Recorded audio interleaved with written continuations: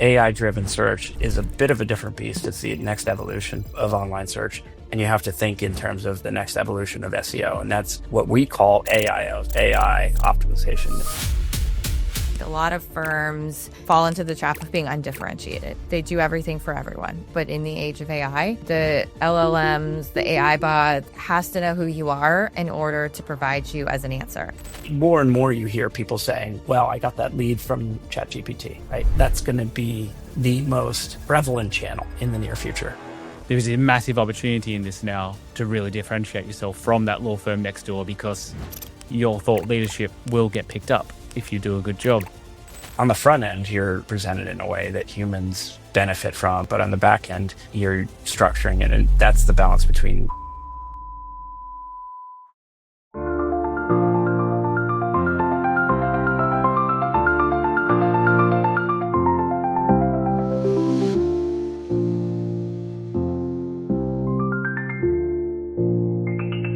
Muhami Matters with Chris Adams, powered by CJA Consulting.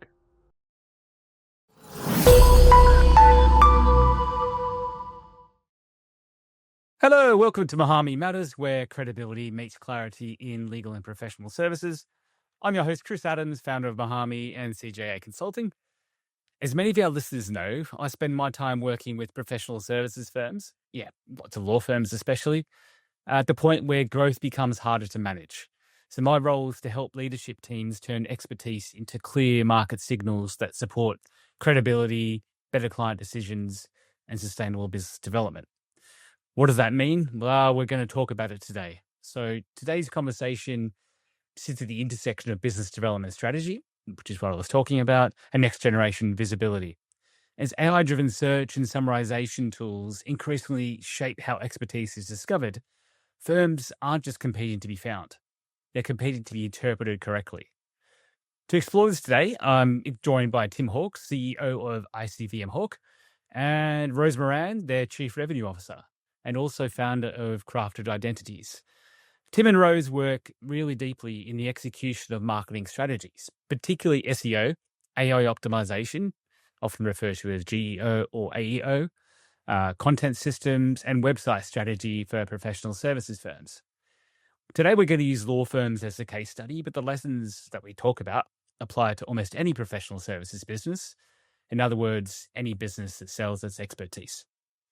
Tim, Rose, welcome. Thanks for joining us on Muhami Matters. Thanks, Chris. It's great to be here. So I'm told it's very, very cold in Miami this morning, where you were both based, and I appreciate you getting up really early to join us. Cold is a relative term. It's not so cold, but cold for Miamians for sure. Well, I hope you're all surviving. I hope that it's nice. It's nice for all of you. It's a nice change. So there will be plenty of people who haven't met you before. So perhaps we'll just get you to introduce yourselves, where you've come from, and how ICVM Hawk got to where it is today. And in the spirit of being professional, we'll go with ladies first, Rose. You really should start with Tim. But thank you so much for having us here. So I've been with ICVM Hawk, I don't know, a couple years now. And I really have the privilege of working with our law firm clients to help them figure out how we use digital marketing to enhance their strategy, because so much of business development anymore is done online. That validation piece, understanding who they are, showing up in search. And I know we'll talk more about that later. But, our services are broad. Tim, I'm sure you are better able to communicate what we do. But, I have, again, the privilege of working with a great team, great people to really help law firms continue to grow and be seen where they need to be seen. Welcome, Rose. And you go ahead, Tim. Okay, sure. No, I think Rose did a great job. We are a full service digital agency focused on the legal industry. And so that means everything from email marketing to social media to web design development, PR and media relations. And then what we're talking about today is, visibility. So SEO and AIO, what we call AIO, optimization for AI search. So it's really, the landscape has just changed so drastically. And I know that that's one of the things we want to talk about, but it's just the AI search, the advent of that has just changed the landscape so drastically for these firms. And then on top of that, online visibility has become visibility, right? I mean, that's not anything very new, but it becomes, more and more and progressively more important to be visible online. So you're kind of having the confluence of that coming to a fever pitch, along with the fact that how you get found, how your visibility, how you're visible, has changed drastically because of the advent of AI search, and that has changed the rules of the game. They historically, what you've had with SEO, with traditional search, is someone queries, a keyword or a search term, they get a list of links, right? And then that person goes, clicks on those links, researches, reviews the content, formulates their own opinion. Today, what you have is that opinion being handed to that person. They're not formulating it themselves. So the flow is now, ask ChatGPT, ask Gemini, whatever, that question. You get into a conversation and you continue to refine that with the chatbot.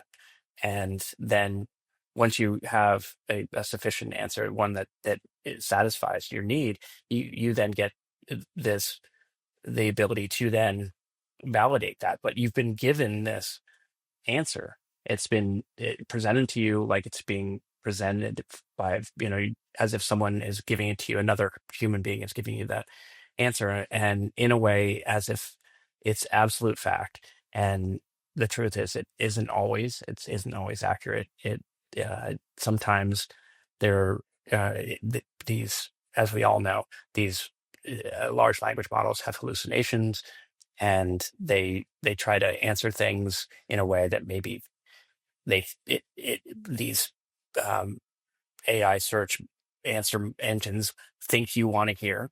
So it's very biased, and it can misrepresent and mischaracterize, and that's a real dangerous thing. So what we've started to do is work very closely with our clients to make sure that you have an accurate answer. It represents the brand in a beneficial and accurate way, and also do it in a way that's accurate across all the different mainstream large language models: Perplexity, ChatGPT, Gemini, Claude.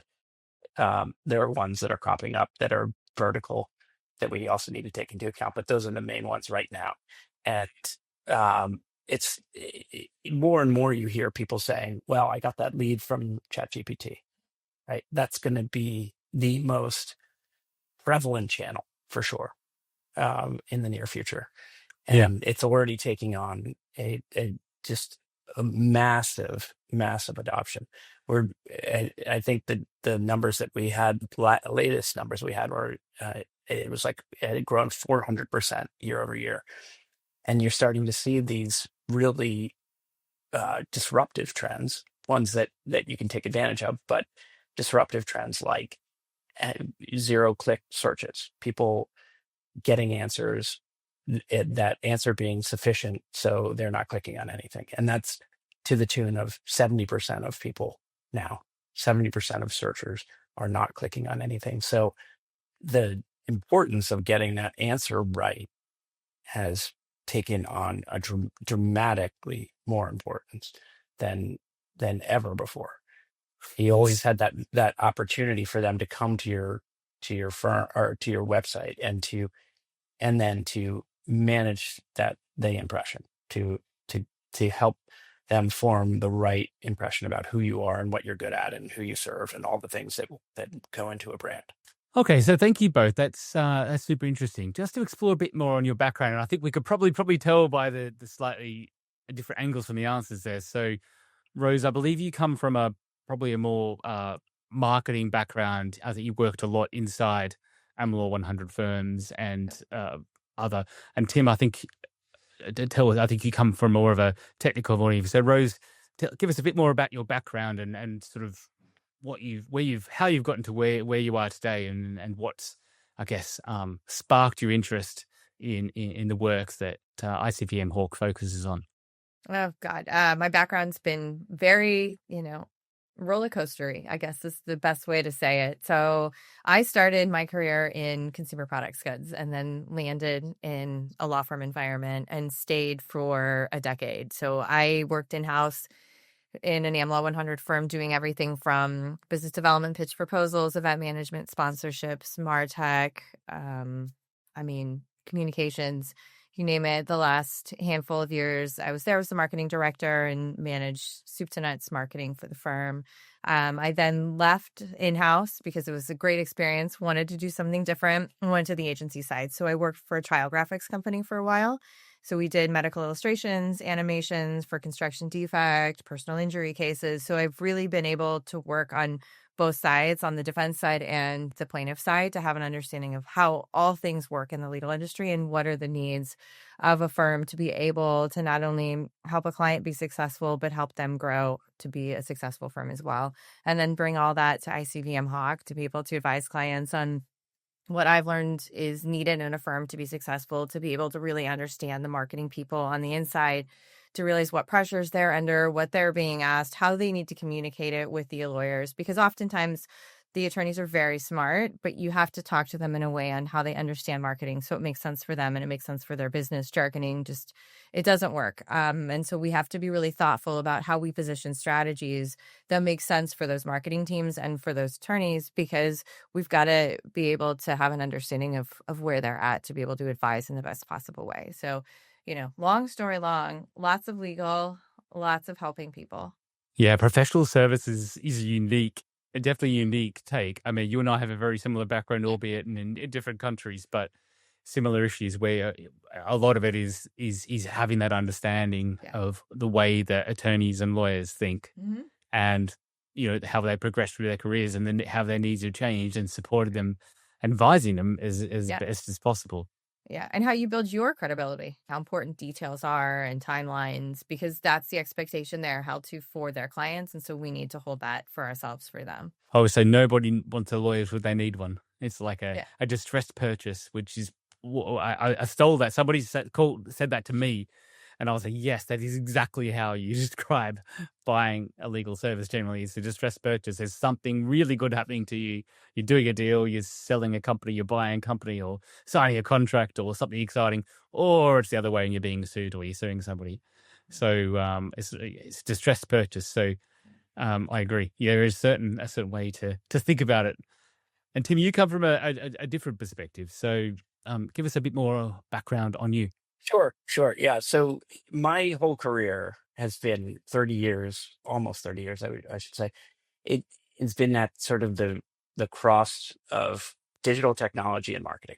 So in the mid 90s, I was in New York, and I got intrigued I was in my 20s. I got intrigued by the idea of this emerging trend of digital technologies, dot-com boom, all that. And I actually went and worked for a couple of those startups during that, these ones that had a lot of money and no business model. It was sort of a crazy, but I learned that I was really interested in digital technology and what this new trend could become. It was such, an early, I was doing marketing and sales, and it was at such the early stages of that we were doing were developing really websites and very, very primitive campaigns for desktop computers. And in some cases, for dial up, for things my kids can't even conceptualize that how slow and absurd that whole dial-up They experience. don't know that sound, Right. do they? Oh, yeah. But Yeah. it was interesting. No, it was interesting, and so now, I mean, and I've been in this industry through Web 2.0, which was the emergence of the social web, all the social networks and all the things that we now take for granted, all the ways in which we communicate and engage with the community and user generated content and all that. And now, Web 3, which it has been defined in lots of different ways. There's been that at first they thought that was going to be all about the crypto and blockchain. Now it's looking like Web 3 is really going to be about AI. and blockchain is certainly important, but it is gone into the background.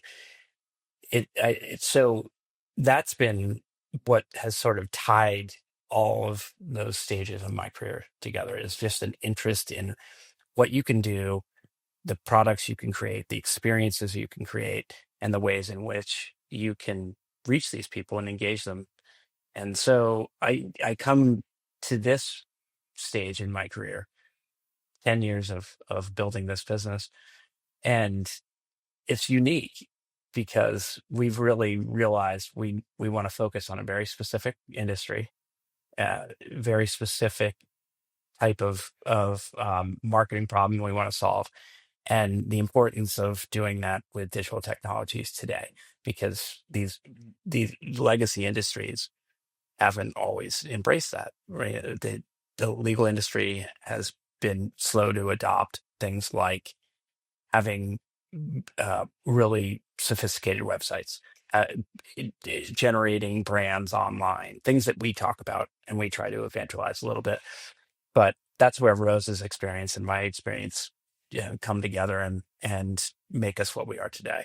Yeah, I think you make a great team. Yeah, it's been amazing, really, and I have to sing Rose's praises. Has been an incredible partner and taught me a lot about the people that in the industry that we're trying to serve. And I think the same could be true about my experience in serving those and solving those marketing problems through digital technology. So it's been together. We have very complementary and synergistic. I think it's fair to say that you both like a challenge. That's for sure. Because as we all know, working with professionals is a challenge. Working with lawyers is a challenge. But I love it, Chris. A rewarding one. It's a challenge. It is a no matter what. It is a challenge no matter what.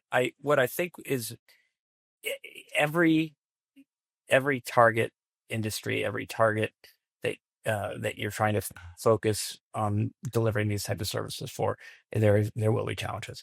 I think one of the things that is intriguing about this is that we can really be at the forefront of revolutionizing the way that they develop visibility, they build audiences, and we're right at an inflection point where leadership is starting to change over, and the younger leaders are emerging, and that's what they expect.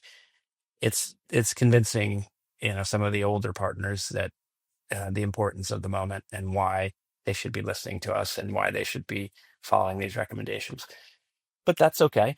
I think the through line with my career has always been about trying to break down sophisticated things into terms that laymen and non-tech sophisticated clients can understand. So I think that actually brings me to one of the points I was going to flag as we're still at the beginning, is there are some acronyms and some terms, I guess, that I'm still trying to get my head around, and I think most people outside of the specialists are trying to get their heads around. So when we did the intro, I mentioned GEO, I've heard AIO, AEO, there's also SEO, right? But perhaps it might be good to try and define some of these acronyms slightly before we get too deep, so that one, that I know what we're talking about, but two, that our audience can also keep up as well. So a lot of people know what SEO is. SEO is essentially search engine optimization. It's trying to appear as far up on the page one results on Google or Bing or whatever search engine is your choice as possible. But the AI world, the LLMs and have brought us a whole new angle, haven't they? So explain that a bit about that to us in simple terms as possible. It can sound a lot like gobbledygook to people that aren't, and so we have to be careful. And I'm glad you brought that up. SEO, sure, has taken on enough awareness that it is now part of the collective conscious, but with SEO, you have now this emerging AI search. And now you need to think about, like you did with optimizing for search engines with SEO, search engine optimization, you now have to optimize to show up and to have the right message show up for AI search engines. So AI-driven search is a bit of a different beast. It's the next evolution of online search, and you have to think in terms of the next evolution of SEO, and that's what we call AIO. So AI optimization is that what that stands for. People call it GEO, generative engine optimization, I guess.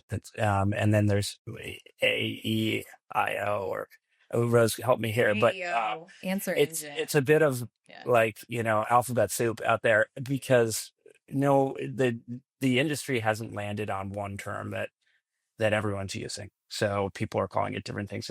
It's fundamentally the same thing. It's showing up in AI driven search in the way that is beneficial to the business in a consistent way, and in a way that tells the brand story and the value proposition in a way that's going to actually benefit the business. And to do that consistently across all the different models. So LLM stands for large language model, which is what is the underlying technology that these AI search engines is built upon. It's a new way to organize and then to be able to index and catalog information so that it then is brought to the fore when someone asks a question. And the key difference between traditional search and AI search is that traditional search is deterministic. So if you type in keywords, you're going to get a result that is pretty predictable. And if so, it gets nuanced depending on what it knows about me. So it's not exactly the same if you and I did the same search through traditional search, but it would be pretty much the same. With AI search, it's probabilistic. So it takes that whole customization angle much further. What it knows about you, your previous searches, what it thinks you want to hear, and it really tries to, in many ways, sort of pander to what it thinks you will consider to be a beneficial answer. So the answers can be inconsistent. You can literally ask the same exact question in back-to-back searches, and they will be different. Probably much like you're getting it from the human. Someone might describe it a little bit different. And then, of course, it can be different across all the different models because they don't share information. They're using the same inputs. They're pulling from all that, but they're interpreting it differently. So to be able to get a consistently positive result across all of them just requires a program that focuses on a lot of different of those that source data and those source signals that they draw from. Sounds like a lot of hard work. So this is why we need experts like you guys, because so SEO obviously is not completely simple, and there's a lot of agencies that have made their millions, I guess, on SEO, or made their careers on SEO. AIO, or whatever we want to call it, it seems to me to be constantly changing day to day. I've said, as you say, it's quite interesting. I could have a ChatGPT window too, sitting side by side, and ask it the same question. I'll get similar but different answers from different sources.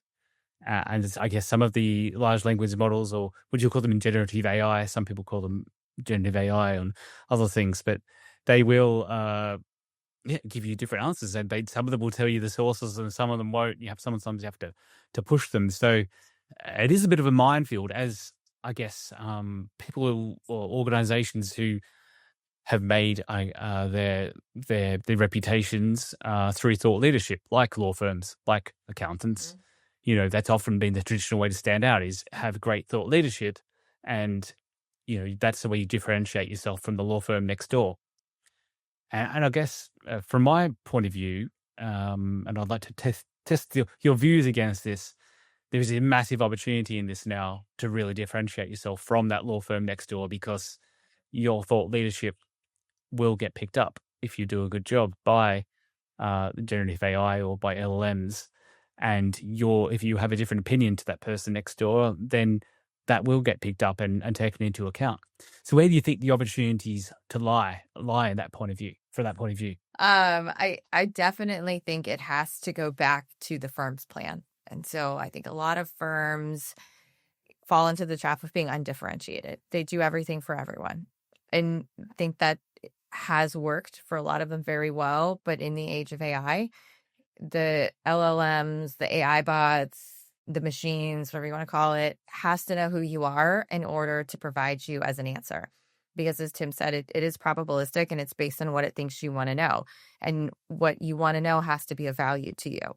And so they have to provide an answer where they know that when you click on the link for the citation, or you Google that later, or you chatgpt it later, if we're going to use that as a verb now, that there's value on that website and value in that source. So it's really, I think, taking a step back for attorneys and law firms to be able to say, okay, where are my growth areas? Where do I want to see opportunity? How do I translate that to my website messaging, to the thought leadership I produce, to create what we call topical authority? So that's really just being the authority on specific topics and then building out content that supports that. So whether it's traditional search or AI search, they know where they really should focus and where they should serve you up. So for the firms that are very differentiated and focused in how they present themselves online, and it's not just their website or their thought leadership, but it's also social media, it's their Wikipedia page, it's Reddit, all these areas, it's your PR that you talk about yourself. It's really consistent and aligned with who you are as a firm. I think does that pretty much cover it, Tim? Yeah, I think that's a great answer. The key thing that we've found is that it's what, and this has been historically true, but it's even more true, is that search engines, the old school and the search engines of today, the AI search driven search engines, want to trust that they can, whatever they say about you, whatever they surface about you, they can back up. And is it going to make them look good so that people have good experiences, so that people keep using the product? That's always been true, but now they want to trust that what the characterization that they're getting of you is accurate, and that it's going to be of benefit to the user. And if there's any signal that says, oh, maybe this information that we're gathering is inconsistent, or it may not be accurate or trustworthy, they're not going to show you at all. So consistency is really key. We have a just to throw out another acronym for you, Chris, DSCC. It's actually an abbreviation, not an acronym, I guess. But it depth, solutions, like solutions-oriented content versus talking about what I can do for my clients versus Right. Okay. what I do, and then consistency and context. And so those are really the key things that you have to have with your content, and with how that content's structured, how your website is structured, all the way through. So it's depth of content, so that, as Rose said, topical authority, it really knows that you are an expert in that area that you purport to be. And then it's solutions. We're talking about what we can do for the clients or the prospects versus why we're so great. It's more about how those people benefit, and they will surface you when you do that, because that kind of content is much more beneficial to end users than about why I'm so great. It's about how you benefit and why you should pay attention. And the next is consistency, which is that piece that we're talking about. So it's across all my different channels, not just my website, my social media, my Wikipedia presence, my Reddit, whatever it is. Am I saying the same thing? It doesn't have to be exactly the same, They understand semantics and they understand the relationship of between different things that are said but mean the same thing. Um, so that consistency has to be throughout, and then context, and that's about, okay, you say you can do all these things. Now show me examples, who you've done them for, and also um, who are you showing up next to in terms of their credibility, in terms of the partners that you have and the clients you have, and all those are signals that give context. And so through DSCC, you get authority, and they'll measure your authority, and based on what your level of authority and what they deem it to be, they will choose to surface you or not. So it's really comes down to that, and that's all about content, but it's not just literally what is written. It's which is key, but also how it's structured, how it's served up, how easy it is to interpret for machines, not just humans. You're optimizing for the end user, for the people reading content. That's important, of course, and probably first and foremost. But then you're also optimizing for machines for clarity, because they like patterns, and the the um, AI bots that are crawling this information want to see consistent and easily understood structure. So when you have those things, when you balance those two worlds, you surface in the right way, and that's really probably the simplest way that we would break down what we do, is that we focus on those two things, making it engaging and differentiated for users, and engaging and differentiated for machines. And are those generally the same two pieces of content for both? So, or are you? I don't want you guys to give the game away, obviously. Of this is what people pay you for, but are you seeing that people are writing? Say they're writing about tax law in Florida or something, and they're writing one that's aimed at consumers or at people, and a similar piece on the same topic, but aimed purely at the bots. You can't just serve one side or the other. You have to It has to work holistically and work for both, because these bots, they interpret it the way that audiences, that humans would, right? So if it's really, really just over optimized just for them, then they know it's not going to be helpful to users. So you have to really strike that balance. The key thing is consistency all the way through. You have to be, because if you're all over the place, let's you're talking about your area of the law, but you're all over the place, and you're just whatever comes to you in any given moment, you write a blog post for, and there's really no consistent thread where you're building depth. That will hurt you too, right? So there has to be, and Rose can talk about this at far greater length than I can, about content structure, content pillars, things like that. And that's having that structure and that method to your madness is really key going into it. So maybe you can talk a little bit about the Sure. content pillars. Rose is going to give us some gold now. Oh, yeah, here it is. But it really just does align with who you are as a firm. And so your brand and those brand values that you put in place, whether it's based on your practice areas, your culture, how you serve clients, that has to be represented on your website and in the content you produce. And so everything really does need to ladder back up to that. So if you are a healthcare firm, a litigation firm, and an M&A firm, and these are the three things that you focus on within, let's say, two industries, that those are content pillars. So you would write topics with thought leadership for that. But if you also are really thoughtful about how you represent the culture of your firm, that's also a topic, and that does need to be represented in the content that you produce. And so being sure that when information is out there, again, a lot of times this trap, I'm going to say it again, that law firms fall into, it's reporting the news for the content that they put out. This case happened, a legislation was passed, the Supreme Court's meeting, everybody, this is happening. This is why you should care. Sometimes that's there, sometimes it's not, depending on the firm, the attorney writing it, the practice area. And that's all great, but there's also other information out there about how you serve clients and what this means for them that really need to be developed and aligned with those brand pillars, those brand strategies, those practices, those focus areas, whatever you want to call it, that makes sense to your firm, so that you are represented in a holistic way, not just being known for, staying abreast of current events and the implications for that. That's really important. But you also have to think about what are the other things that people need to know when they're structuring a deal, when they're going into litigation, industry nuances to be thoughtful of. All of those things need to be taken into account when you pull together your content strategy. But that also needs to be based on what differentiates you as a firm, because you may approach litigation a little bit differently because of how your firm is structured, whether you use associates, you don't use associates, whether, this is your approach to mediation, arbitration. All of those things really do need to be reflected in the content that you produce. So, Rose, you've talked a lot there about firms. So, firm thinking, firm thought leadership.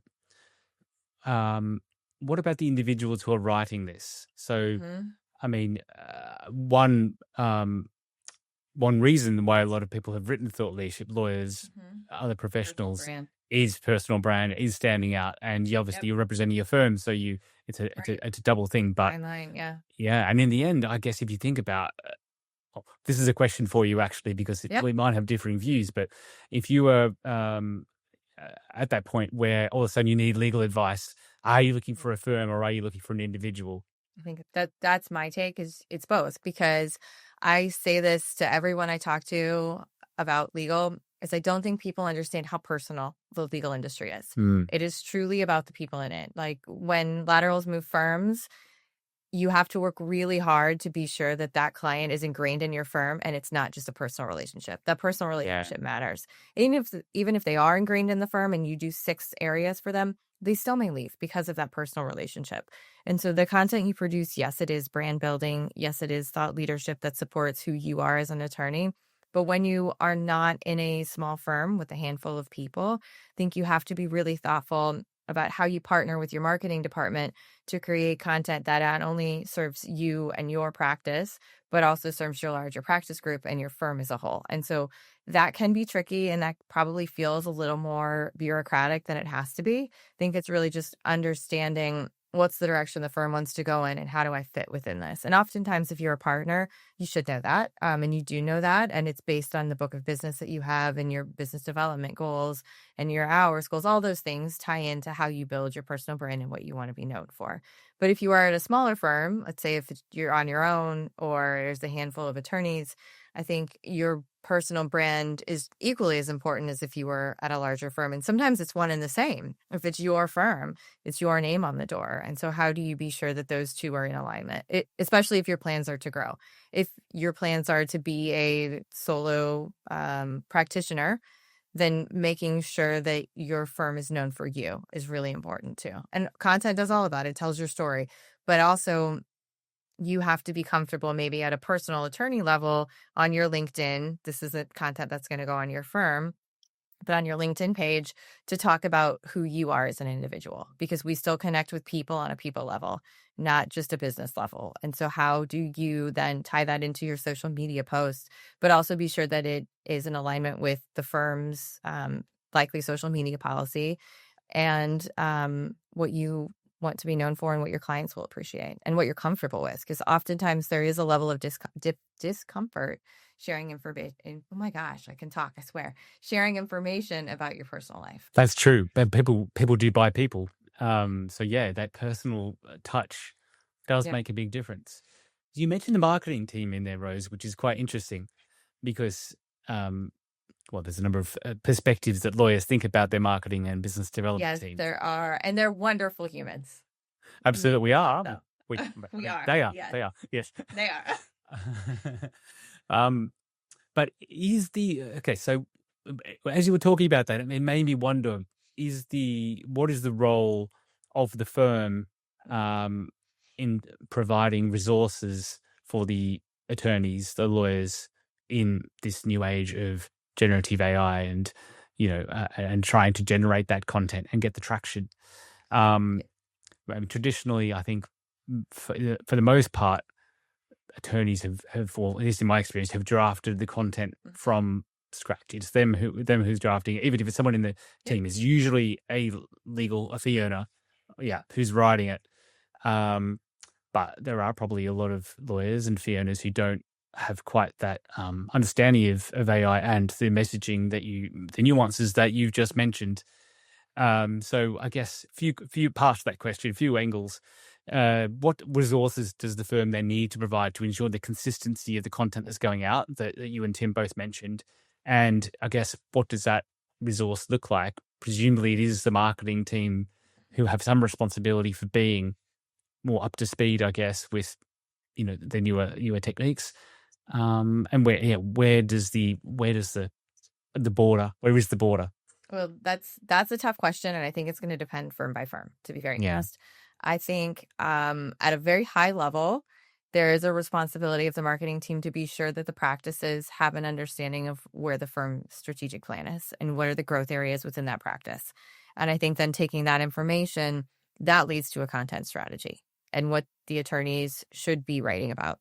I know from personal experience, there's usually an attorney that just loves to write, and they love to write about a very obscure topic. That's great.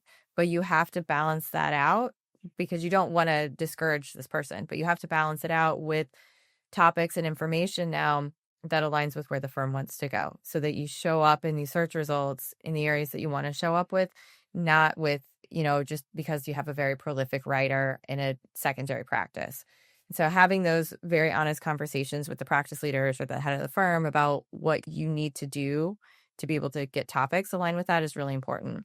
And then the next piece is when that content is written, because the attorneys, I think no matter what we do, they're always going to be writing. I think many marketing departments do have a writer on staff that can help with some of the more evergreen topics and, partner with the attorneys to still do it. I still think at the end of the day that an attorney has to review it in some way, shape, or form, whatever that looks like. But we can help provide guidelines on how to structure those topics, how to make sure the content architecture makes sense. Are there H1 tags, H2 tags? Are there key takeaways? Is there a summary in there that tells you why this is important and where is that placed in the article? And so some of it is what we've been doing for years, but it's just heightened now. But some of it is just sort of a realignment with how you structure the content that's put on your website and then that's then used in social media. And so how do you amplify what you're doing to help really enhance your digital entity? And when do you sometimes pause and not put that content on the website and pitch it for a byline article or a PR mention before you just plop it on your website? Sometimes when you put it out there, it's much harder to get media attention. And as Tim mentioned before, being quoted in the media, having byline articles that link back to your website is another very strong area of authority that AI says, oh, they're important. All these other places link to them and cite them, and this attorney's written in all of these places. I should serve them up in the answer. It is very much threading the needle through, Mm-hmm. and each of you have touched on the different angles in which you thread that needle. Where a firm is there is a brand, a firm brand, and then you have a portfolio of brands, and those are the attorneys, as you both And the have said. practices. And then practices. So you're managing a lot of different brands, and they all have to work together. They have to be a family that works together, and they can stand out on their own in unique ways that are authentic and feel right for the people that are managing those brands. But also they need to also ladder up in some way thematically to the parent brand so that everyone benefits. And the other thing that has changed with traditional search and now the age of AI search is that they're looking at what we call the digital entity. So they're looking at everything about you out there in the world. So it's your website, it's your other channels, it's everything. It might be in some cases what someone else wrote about you. That's if it's out there, large language models are going to pick it up and they're going to put it into all the information that they know about you, and then organize it and synthesize it and use that as a basis for answers. So you have to not just have these themes, these content pillars woven through what you're doing on your website and woven through the firm brand and the respective attorney brands and the practice areas and all the content, but you also have to do it across all your channels.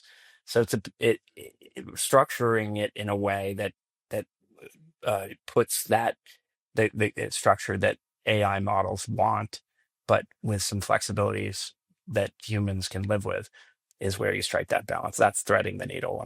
The strategy has to be like that, and it also has to be one that can continue to evolve over time, based on we talk about continuous improvement or continuous optimization. It's continuing to learn because everything is so measurable. You can see how things are performing. You can also qualitatively see how things are working, procedurally with the people that are expected to do the work, and you continue to make them better and make them more compatible, so that at the end you're making progress towards that end goal, or towards that the goal that you have, that North Star that you have in on the horizon. It requires a very collaborative effort. It requires continuous analysis, and it's iterative in that respect. Thank you very much for both of your answers. It brings me to more, because I'm thinking, okay, so for example, Tim, you mentioned a lot about consistency and context. So for consistency, correct me if I'm wrong, but I guess big part of that is making sure that the voice is, a continuous voice, so that if I'm writing content, for example, that it's always, it's from me. And the LLMs or whatever's scraping up this information can detect if the voice is changing, if I'm writing in a different way.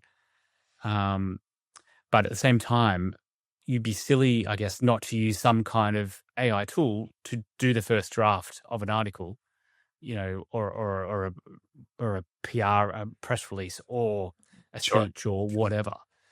So I guess, how do you balance sort of, and sorry, the other thing, I guess, is that volume. So one way you could, I guess, get more exposure and get picked up more by all these surfing AIs is to produce more content, right? So, and again, to produce more content, there's only so many hours in the day, so you want to use some tools to do that. So how do you balance that, the consistency, the context, raising the volume, and making the most of your time? It requires a well-considered approach. Truthfully, if all you're doing is using AI to generate content and then putting it out there, we use the term for that AI slop. It's really anything that AI can create is a parody of what's already out there, reorganize, maybe presented in a way that as if it's a unique thought, but it isn't, and it's not going to help you at all differentiate from your competitors. And so volume, just for the sake of volume, is not going to do anything for you. It has to really be unique, and it has to be a differentiator and a brand that is differentiated, and as you said, consistent voice, but consistent thematically. So you have to follow a pretty thoughtful approach, a methodology, because it's not a process per se. It doesn't, step one doesn't always lead to step two. It's an approach to, at the end, coming out with a content that strikes that balance, that content that is deep, that is something that can, a content program that can be maintained, because given everyone's, there aren't enough hours in the day, and people are, their bandwidth constrained, but you have to produce all this volume. So, but it also has to be unique. So there's definitely striking a balance between a lot of competing things there. Volume without AI slop, but differentiated content, but something that people can continue to contribute to, because you won't have this big effort where right up front, people write a lot of things and then they ultimately fizzle out because they just can't be maintained, right? It has to be maintained over the long haul. So doing it can be done. The good news is that it can be done.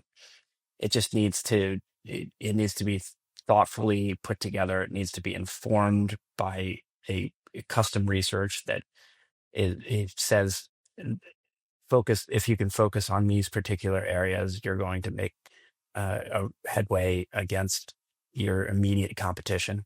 And all of these programs have to be done through the lens of who you're competing with for visibility, not visibility for visibility's sake. It's about being more visible than the people that are competing for the same clientele. Dogs Anything decided to to stop add to barking. that, Rose? Anything to add, Rose? Nope. Nailed it. Nail on the head. It has to be based on research. It has to be based on who you are as a firm, and you do have to have a very thoughtful way to go about it. So all things agreed, co-signed. Yeah. So our goal is not to just take this on, because I don't think we would ever be able to write on behalf of our clients. They're experts in their areas. They have a unique perspective. It's about pulling that expertise out of them the right way, helping them to do it the right way, where they're going to get the biggest return, make the most impact with the presentation of that expertise, based on the goals, that how they measure impact or how they measure return. So it all has to be done in a very custom way. But we have a toolkit, and we assemble them uniquely for each client. So they're similar set of tools. We'll weight them and organize them in a way that is custom to that client, and then help them to continue to manage. Yep. And in some cases, we have written content for clients, but it is a personal process on how we do that to be sure that the voice is captured, their messaging is captured, and it's based on that strategy. So there's, as Tim said, lots of tools we can put in the bag for the client, and it just sort of depends on what they need and where they are in the process. It's collaborative is the point that I was trying to get at it there. It's that you can't just be hired and then they go off. No. Continue to service their cases, and we do our stuff in the background. We have to work with them. Yeah. And I think that's what's really unique about our approach too, is some people go to a digital agency and they're like, I'll take this, this, and that. It's like buying a cog off the shelf. And we have cogs, but they're really all customized for how the individual firm machine works, because to really have an impact, sometimes you can't just work within the lines. You've got to be able to make a new shape. Yeah. I mean, you're preaching to the converted here. Absolutely. It's what I tell all my clients is, when you, or prospective clients, is we need to do a strategy first. Before we go and do a website or go and do a social media campaign or start publishing thought leadership, you need to know where you want to go. You need to understand who you need to target and who you need to, and that means who you need to partner with. And what are your collaborate. competitors doing? Yeah. Exactly. So I think some firms are further along in that process than others, but having a true understanding of where you stand and where you stand in comparison to those out there really does make a difference. And where you want to get to. Like, that too, for sure. You don't have to get to the same point as what your neighbor. No. And everyone measures success differently. And what's realistic in terms of a goal. You may have goals. We need to overlay them with what the realities of the landscape and your place in that landscape. And we do all that up front. We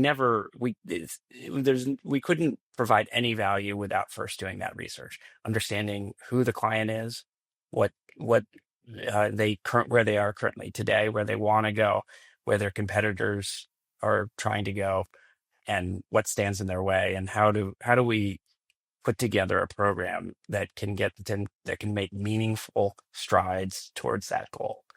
And one of the things that we had to solve for right up front was when the emergence of AI search, there weren't any tools that were really good at measuring where you were today in that world of AI search. There are a lot of tools that measure, because it's been around for so long.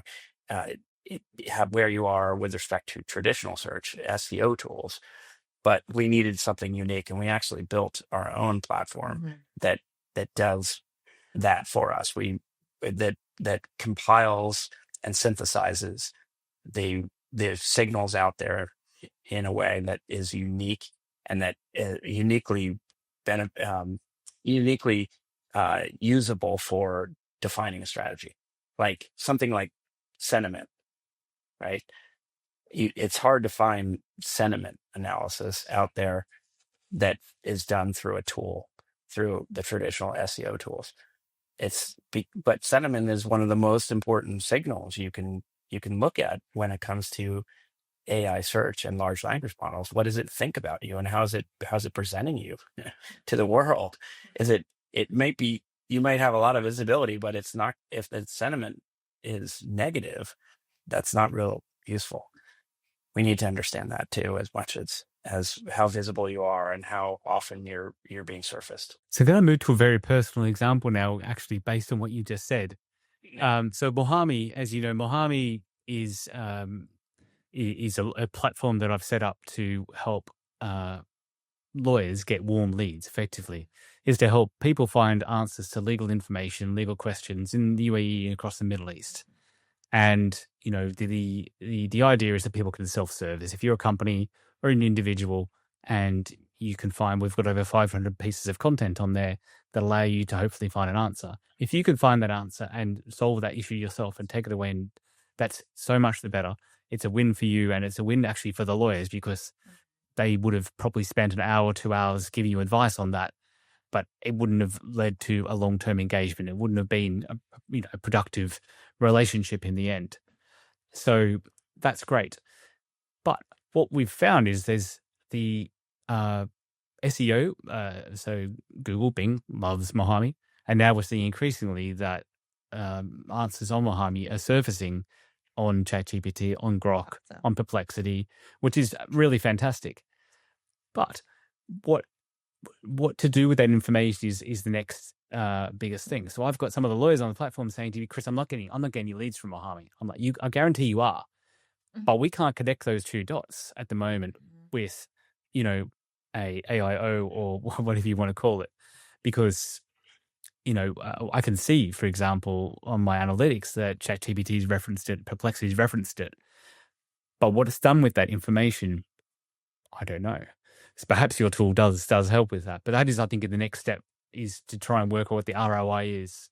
Because you can really, with SEO, you can kind of see where someone's gone, they found the answer, and then what they've done next.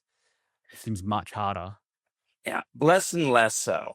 And you're not alone in trying to crack the attribution piece, because we're actually seeing that in traditional SEO, where attribution has been what they call the great decoupling. So you may get a lot of searches and you may be surfaced a lot, but if people aren't clicking through, then it's as if that's of no value to you. And it really is, that's not really accurate, but it's hard to track the circuitous route that people are going before they come to you, right? How do you then go back and attribute it to that first connection that was surfaced in search? Because with zero-click searches, what you have, of course, is it may talk about you in that the AI generated preview. Someone might then go to to validate what was said there by doing a search on a different platform, or going to your social media or whatever, and then by way of those avenues end up on your site, and then it becomes something where it starts to become of commercial value to you. So how do I credit that first AI preview? It's a hard one. Yeah. I'm not going to be able to answer how you do it for Muhami, unfortunately. But I think the way to tackle it is that you need people that say, well, I'm not getting leads from it. You need to start to explain to them that you need to think about that differently. And that's what all these platforms are having to do. It's about how is it presenting your brand in a way that is ultimately, lifting up, your referrals and your leads. And that's much more of a brand marketing type of thought than a lower funnel lead gen thought, which is what SEO has sort of always been relegated. Traditional SEO relegated to that lower funnel. We can, if more traffic means more leads. Okay, there's a good relationship. It's working. That's been disconnected. They've been decoupled. And so you can't really do that anymore. But the good news is you can make a much more more of a brand impression all the way through the funnel. It's much more of a full funnel strategy now. What you can do with online visibility tools. So I obviously used it in the context of Muhami, but I guess this must be what people are thinking when they're thinking, okay, I now need to move beyond SEO. I now need to move into the just much broader strategy. But one, how do we measure that as a company? Because it's obviously an investment of time, and time is money. Yeah. How do we see the leads that are coming in through it? How do we measure that brand equity, I guess, if that's what it is? Yeah, and I think a lot of it is brand equity because, like Tim said, the clicks aren't there. So what we do is we measure visibility, and it's share of voice now. So how much are you a part of the conversation? How consistently are you showing up in these AI searches? And we can see that through the tools that we have that we've built in the platform, that you have a consistency score. So how often do you show up in this position and be mentioned? And obviously the goal is to improve that consistency and show up higher and show up more often. That's what, and being able to show progress against metrics, against something that you can actually see how you were a week ago versus today or a month ago, is what we're solving for with our platform. Is how are you improving against sentiment analysis, things like that. But back to the idea of this has now become brand marketing, is that you're competing for that space, that AI preview, and that's where the brand building moment happens. The brand building moment in old search was clicking on the links. I'm going to your website, and is your website doing a good job at building the right brand impression? Right. And so the job was about how your website or your socials were doing. Now is chatgpt representing you the right way? Okay. So if the space that we're now competing with our competitors on is that preview, that one little space, that's the real estate that we're competing for. We need to be able to influence that in a way through tools and through a comprehensive program so that it benefits you and is consistent. So you mentioned websites there. With that in mind, how should firms think about their website structure now for this newer world versus, say, a few years ago? Well, there are some very specific ways that you need to structure it.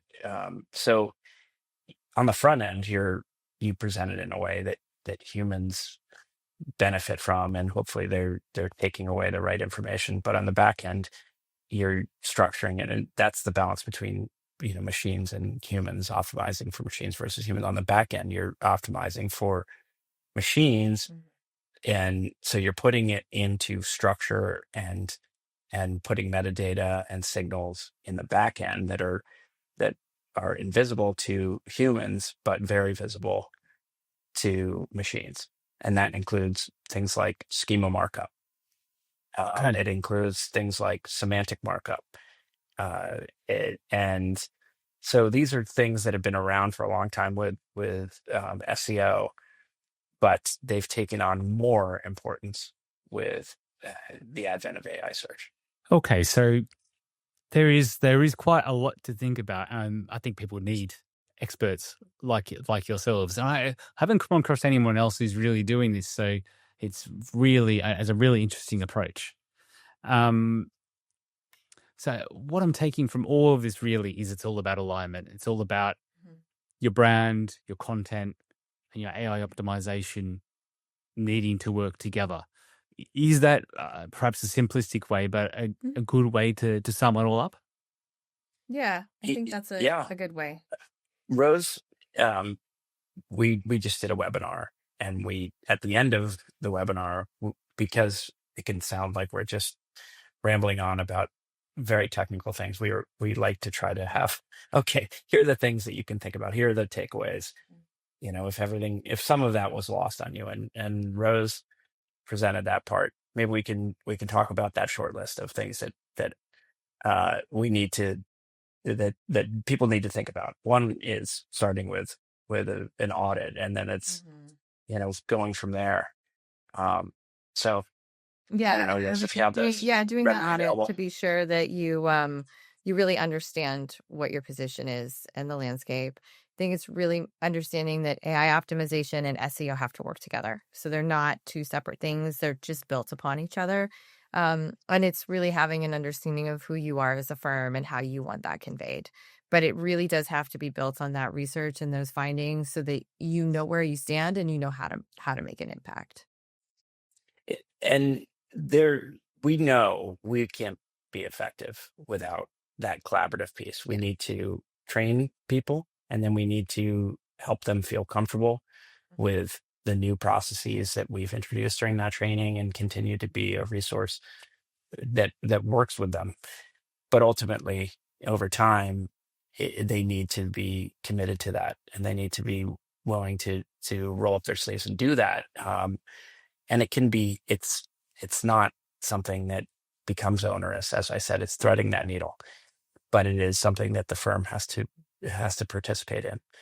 So again, as Rose said, I think the first thing you need to do is figure out where you are today, what you're doing well, what you're not doing well, or where the opportunities are, how you compare to your closest competitors, and where there are opportunities for you to surpass those competitors, and overlay your goals so that all of that makes sense in the context of your goals. So we do that first, and we work with the tools that we have, but we also spend a lot of time doing workshops talking about all of that. What are your priorities? What are the things that are most important?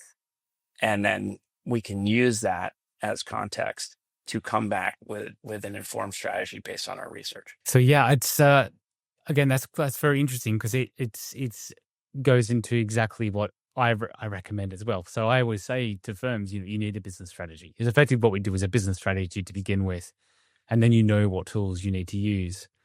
And I guess what I've got out of today is that's even more important now, because the very starting point, as you said, is knowing where your business is and where it wants to go, which kind of clients it wants to work with, and which kind of collaborators, because you can't then make an informed decision without that information.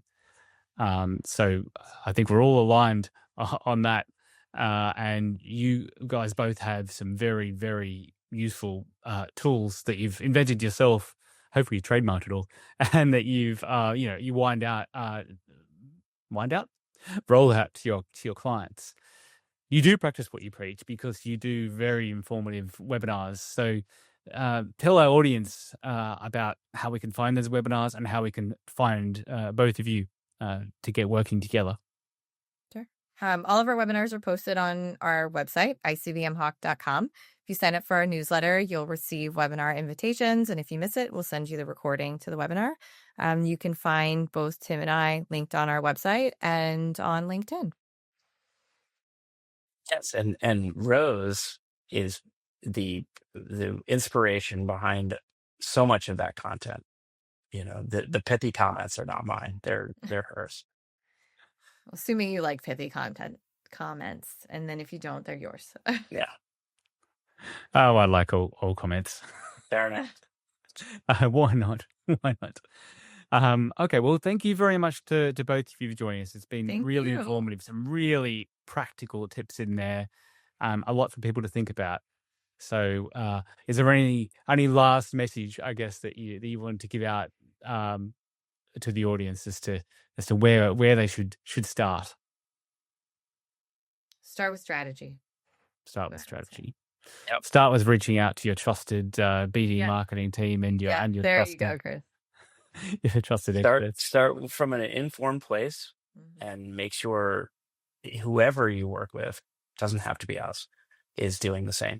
That they are looking at it from an informed place that is comprehensive. It's really key. There are a lot of people that can tell you or will tell you or willing to tell you that they'll get you to the top of whatever ranking model they think it means the most to you, but it's not worth much unless they're doing it in an informed way with really good research. So good, successful work brings good, successful work, I would say. Exactly. Yes, Exactly. I think that's true.